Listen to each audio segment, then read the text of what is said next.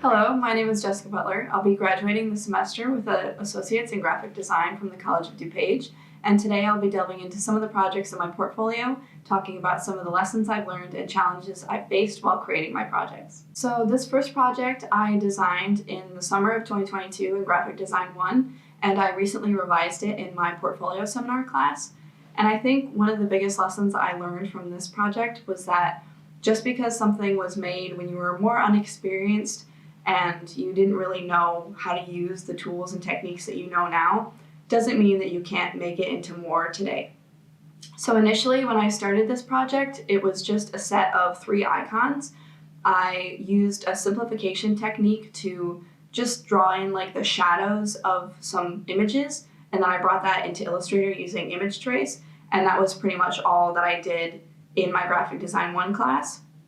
And then this semester, when I edited it in Portfolio, I had to go in and fix all the anchor points that I did not fix back then, and I was able to turn just these 3 or 4 icons that I made into a logo and a set of icons to serve as a brand identity for a business.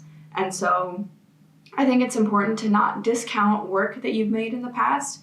Just because you've learned a lot since then doesn't mean that it's impossible to apply what you have learned to what you've already created.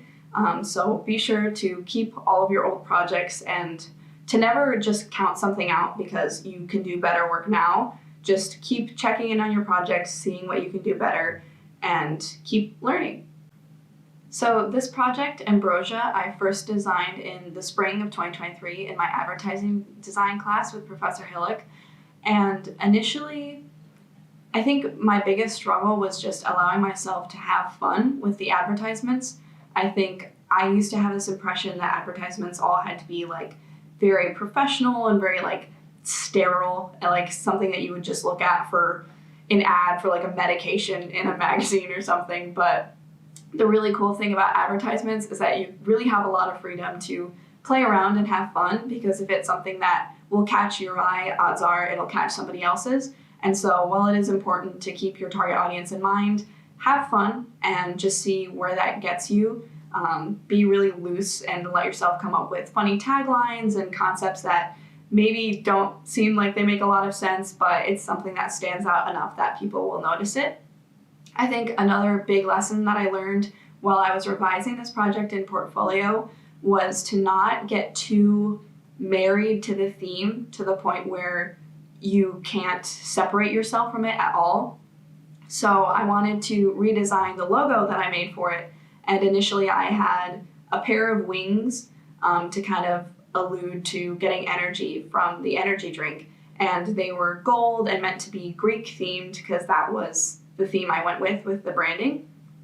And when I went to redesign the logo, I was so determined to make something that was Greek inspired and also related to a drink that I couldn't come up with anything. I was trying to come up with very stereotypical Greek imagery like pillars and buildings and statues. And also I was trying to make like glasses and cans, and there was nothing that I could come up with that represented the brand well. And so it wasn't until I started allowing myself to get farther away from directly showing the theme that I was able to come up with an idea. And so the logo that I eventually settled on was a lion with a crown, and how I got to that logo was just like looking into Greek mythology and stories, and the story of Hercules, I believe, has a lion in it, and so that's where I got the lion from. And it doesn't directly explain like Greek culture, and it's not directly depicting Hercules, but it's something that can stand for, oh, you'll get strength and energy from this drink, but it also has very loose ties to the Greek theme, and it's something that it doesn't fully give you the product or the brand in the logo, but it's close enough that it's a good way of representing the brand. So I would recommend, if you're stuck with a logo, just don't get too tied to, I have to stick to the theme, I have to literally depict the product, because you'll really limit your options there.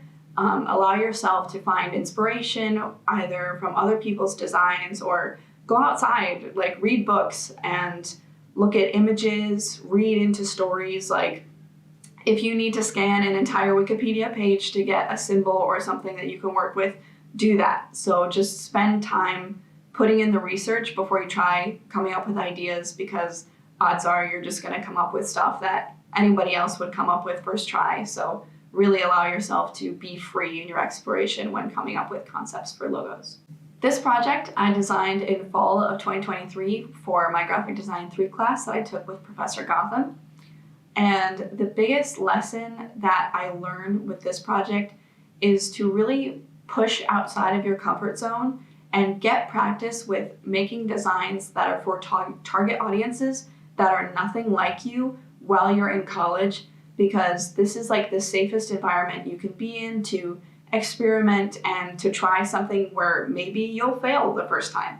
It's a lot better to get experience in a safe environment like this, as opposed to never pushing yourself outside of your comfort zone and then getting a job where you're pushed outside of your comfort zone, when you don't want to be. So you'll be prepared for that now if you get the practice today. And so for Fulton Fest, I am not at all the target audience for an EDM festival. I would really rather be anywhere else. The concept of going to an EDM festival is not enjoyable to me. And so that's why I picked that concept for this project, because I really needed to get something that I really just can't relate to. I kind of tried to do that with projects in the past, but I was always a little bit my target audience, even if I was trying to reach somebody who was older or a different gender or a different demographic of some kind. There was always something small about the design or the product itself that I could relate to, that I would purchase. And so I really wanted to create something that this is absolutely not for me. This brand is not meant to reach me, people like me, people who like the things that I do. And so I really had to push myself to do research, because that's really important, to ask people questions and to research your target audience when you aren't your target audience. Do a good job like really fleshing out your personas and gaining inspiration from events and brands that exist that are also geared towards the target audience. Another thing that I learned from this project is how to push myself beyond what I normally do in order to take my learning into my own hands. And so in Graphic Design 3, we are not taught Adobe After Effects. That is not one of the programs that's part of the curriculum. But for this project, I decided I wanted to make an animation of the logo. I had never used After Effects in my life, and I decided, what the heck, let's learn how to use After Effects and make a logo animation. And so that was like the first time in my time at the College of DuPage that I really was like taking what I was learning into my own hands. And I was like, I am going to teach myself this, even if it's tough, even if I don't quite have the time. This is something I know I can do, so I'm going to push myself to do it. And so I think that's something that's really important to remember, is that you don't just have to learn only the things you're taught in the classroom. You can push yourself further. And the great thing about the professors here at COD is that if you want to take that extra step and you want to start teaching yourself something new, they'll be able to talk with you through that and help you strategize and stuff through that. So none of the professors here are ever going to like tell you not to push beyond your comfort zone and really take your learning into your own hands. They're going to help you, support you, and get you through it. I did my project Wholesomely in fall of 2022 for my 3D design class, and then I recently revised it in Portfolio. I think the lesson that I learned from this project, I really learned in Portfolio when I was working on it again, and it's really interesting when you look back on old projects, because it's not just your design skills that improve, it's your reasoning and the choices that you make while designing. And so initially when I made this project, I made a set of illustrations to be used on the packaging, and it had like rainbows, flowers, and like little colorful blobs. And when I went back to work on the illustrations for the packaging, I was really confused as to why I chose those things because they didn't really represent my brand. They didn't represent what was inside of the packaging, and they were pretty much just pretty assets to put on the outside of the containers. And so when I redid this in portfolio, I made a new set of illustrations with all of like the little food items that are inside of the packaging, so that when people look at it, they know, oh, this is food, this is what it is, as opposed to just looking at very generic packaging with pictures of flowers on it, but what's on the inside is a granola bar. So I think it's really interesting to see how your design thinking changes, because it's important to remember that graphic design isn't just like a form of art, it's a form of communication. And so there should be reasoning behind the choices that you make when designing. And so I think it's really interesting to see how much I've grown in my design thinking, and how now my first thought is what communicates my product the best, as opposed to what looks prettiest on my product. This project was done in the summer of 2023 for my Digital Illustration 2 class, and it was the Isometric Utopia project. The biggest thing that I learned about this project is really allowing myself as a person and my personality to shine through my work. That's something I've struggled with a lot in the past, where I would make my work as professional as possible, and it ended up sometimes being very cold in times where I wanted it to be warm and friendly. And I've had professors correct my work because I'm trying to reach a target audience in a really inviting way, and I've made such stuff that's really sterile. And so this project, the goal of it was to make what our own personal utopia would look like. And so the goal of the project was to inject ourselves into our work. It was, what do you like? What are you passionate about? And put that into this design. And so I really allowed myself to go crazy with it, down to the color choices and the really small details. If you zoom in really closely on the book on the table, you'll see my favorite scene from my favorite movie and book, Pride and Prejudice. And like the colors that I chose represented not just colors I like, but my friends. And there's little pictures on the wall, on the stairs, that have projects I've made and pictures of me and my friends. And so this was the first time that I really allowed my personality to show in my work. And the reason why I think that this is important is because when talking about AI and whether or not AI is going to take away jobs from graphic designers and whether or not it can replace them, I think the important thing that I've heard from my professors, and something I've realized to be more important the more I work in graphic design, is AI can't replicate human touch. It can't capture the emotion and the personality and the humor that humans can incorporate into work. So the more that you're able to put authenticity and humanness into your work, the more valuable you are as a graphic designer, because that really will set you apart from what can just be generated by a computer. And I think it's really important to get practice doing that while learning how to still reach certain target audiences while still putting some of who you are into your work. And I think there's a very careful balance to be struck there that is really important to get practice in your time in college. This project is called To Gather. I did it in fall of 2022 for the user experience design class. The biggest lesson I learned technically with this project was how to sketch out components in Adobe XD. I was really trying to go crazy with the interactivity of this app. And so in order to do that, it was getting really confusing to work with prototyping stuff when I had, 5 different screens that I wanted to show, but they all had to be in the same component and everything had to show at a different time. And so something that really helped me was just using what we'd already been taught in school about how sketching will help you be more prepared once you start working in a program.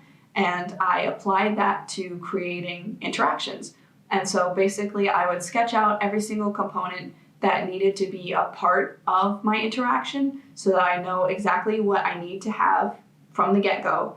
And then I would plan out what needs to show at every single part of the interaction. So I want this messaging screen to be open in the beginning, and I want the next screen to show a message being sent, and I want the third screen to have the messaging feature gone, and I would sketch out every single path so that once I got into Adobe XD, or now people are using Figma, I could use my sketch to easily just plug in what I already sketched out into the interaction, and it was way quicker, and I had to go back a lot less. I didn't have to keep restarting my components because I forgot to add something. So that was really beneficial, and I think it's important to take the techniques that you've learned and to see where you can apply them. So sketching, as I mentioned, it's really helpful for, sketching out like illustrations and things that you want to build in like Illustrator, but it can also be applied to something like this, like designing for interactivity. This project I did for Graphic Design 4 in the spring of 2024, and the goal of this project was to create a can design for a company in Carroll Stream called Heartprint, and it's a competition that we're doing in Graphic Design 4, where 5 students will have their designs picked, and then Heartprint will produce them to give away at trade shows and stuff to show what kind of printing they're capable of. And the biggest thing I learned from this project is really you can push yourself a lot farther than you think you can. I know that sounds really cheesy, but I feel like oftentimes when we're working, we hit this ceiling of, yeah, we're working hard, but this is where we're comfortable and we're not really going beyond that regularly. And so for this project, my spring semester has been very full and very busy with portfolio and GD4 and all my other classes. And so I didn't have a lot of time to work on this project, and it really bummed me out because I was like, I want to do a really good job on it, and I don't have the time to do a great job on it. But like a couple of days before it was due, I sat down and I was like, I'm just gonna get this done. And I spent probably 7 or 8 hours on it on one day. And every single time I thought, I'm really just gonna be half-hearted, I just have to get it done. I instead told myself, no, do the best that you can. And that ended up with me going from a really flat graphic to using mesh gradients and incorporating patterns and finding different ways of experimenting to make it a stronger project. And it wasn't necessarily that I didn't have the time to work on it so much as I didn't want to be at full capacity in the small amount of time that I had. And so once I got over that and I kind of broke through that ceiling, I was able to utilize the short amount of time that I had to do the best job possible, and I was able to end up with a project I was proud of because I pushed myself beyond what my best normally looks like. And so I think it's important to not burn yourself out. Don't be like 150% all of the time, but it's important to remember why you're doing graphic design in the first place, why you're passionate about it, why you fell in love with it, and use that passion, apply it to your projects when you're feeling discouraged or like you don't have enough time, and really push yourself past what your normal best looks like and reach that next level where you're taking the best advantage of your time that you possibly can, even if you don't have a lot. And so I think it's always important to understand what you're capable of and to go beyond your comfort zone. That's it. Yippee! No one's gonna watch this video.